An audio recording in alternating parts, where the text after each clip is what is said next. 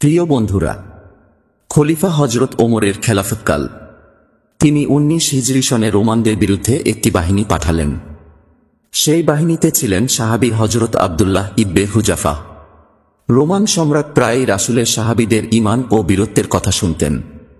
তাই তিনি নির্দেশ দিয়েছিলেন, কোনো মুসলিম সৈনিক জীবিত অবস্থায় বন্দী হলে যেন তার কাছে পাঠিয়ে দেওয়া হয়। আল্লাহর ইচ্ছায় হজরত আব্দুল্লাহ ইবনে হুজাফাকে রোমানরা বন্দী করে এবং সম্রাটের সামনে উপস্থিত করেন। রোমান সম্রাট হজরত আব্দুল্লাহ ইবনে হুজাফাকে বললেন, আমি প্রস্তাব করছি, তুমি খ্রিস্টান ধর্ম গ্রহণ করো। যদি তা করো তাহলে তোমাকে মুক্তি দেব এবং তোমাকে সম্মানিত করব। বন্দী হজরত আব্দুল্লাহ ইবনে হুজাফা খুব দৃঢ়তার সাথে বললেন, আফসোস, যেদিকে আপনি আমাকে আহ্বান জানাচ্ছেন তার থেকে 1000 বার মৃত্যু আমার অধিক প্রিয়। তখন রোমান সম্রাট বললেন, আমি মনে করি তুমি একজন বুদ্ধিমান লোক। আমার প্রস্তাব মেনে নিলে আমি তোমাকে আমার ক্ষমতার অংশীদার বানাবো, আমার কন্যা তোমার হাতে সমর্পণ করব এবং আমার এ সাম্রাজ্য তোমাকে ভাগ করে দেব।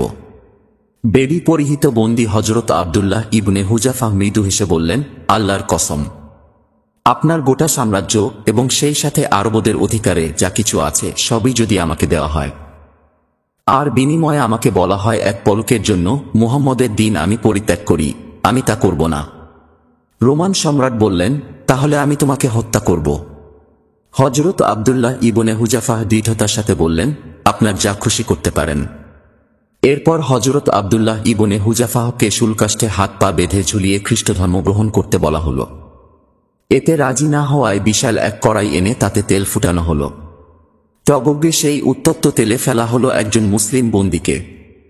ফেলার সাথে সাথে দেহের গোশত ছিন্ন ভিন্ন হয়ে হাত পৃথক হয়ে গেল।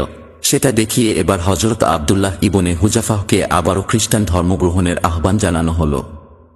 এবারও তিনি দৃঢ়ভাবে তা প্রত্যাখ্যান করেন।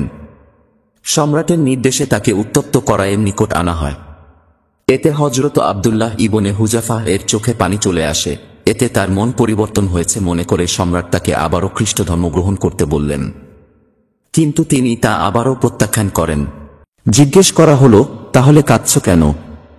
হজরত আব্দুল্লাহ ইবনে হুজাফা বলেন, আমি একথা চিন্তা করে কাঁদছি যে এখনই আমাকে এই কড়াইয়ের মধ্যে নিক্ষেপ করা হবে এবং আমি শেষ হয়ে যাব। অথচ আমার বাসনা, আমার দেহের পশমের সমসংখ্যক জীবন যদি আমার হতো এবং সবগুলি আল্লাহর রাস্তায় এই কড়াইয়ের মধ্যে বিলিয়ে দিতে পারতাম।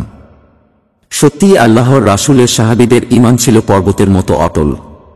আল্লাহু আকবার, মহান আল্লাহ তাআলা আমাদেরকে রাসূলের সাহাবীদের মতো সুদৃঢ় ঈমান দান করুন।